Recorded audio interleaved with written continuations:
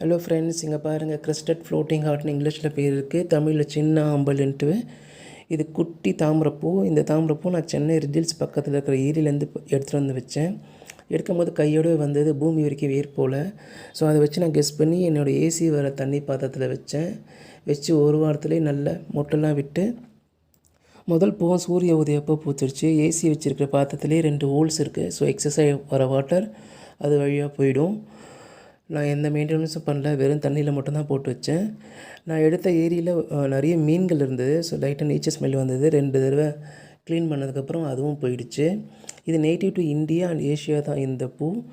மற்ற நாட்டிலலாம் அதை இன்வேசிவ் வீடுன்னு சொல்கிறாங்க. இதுலேயும் இன்னொரு வகை இருக்குது, ஸ்னோ ஃப்ளேக்குன்ட்டு. இதே ஓரமாக பனி படர்ந்தா மாதிரி இருக்கும். இது நார்மல் ஃப்ளோட்டிங் ஆர்ட் தான். இதோட இலைலாம் ஹார்ட் ஷேப்பில் இருக்கிறதுனால ஃப்ளோட்டிங் ஆர்ட் பேர் வச்சுருக்காங்க. இது மற்ற ஊரில் இன்வேசிவ் வீடுன்னு சொல்கிறாங்க. இது தாமரை குடும்பத்தை சேர்ந்தது தான். இது ஓர்னமெண்ட்டில் தான் மட்டும்தான் யூஸ் பண்ண முடியும். ஏன்னா பறித்த 2-3 மந்த்லேயே வாடி போயிடும். நிறைய ஷோரூமில் ஓர்னமெண்ட்டில் தான் இதை யூஸ் பண்ணுறாங்க.